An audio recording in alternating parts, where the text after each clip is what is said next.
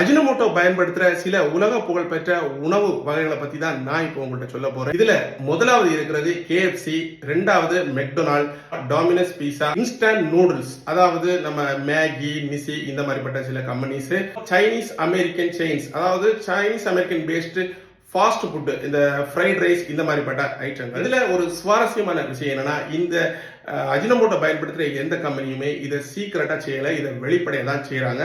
ஆனா இது நமக்கு ஏன் தெரியாம இருக்கு அப்படின்னு சொன்னா, அஜினோமோட்டோங்கிறது ஒரு பொருளோட கண்டென்ட்டோட பெயர் கிடையாது, அது ஒரு பிராண்டோட பெயர்.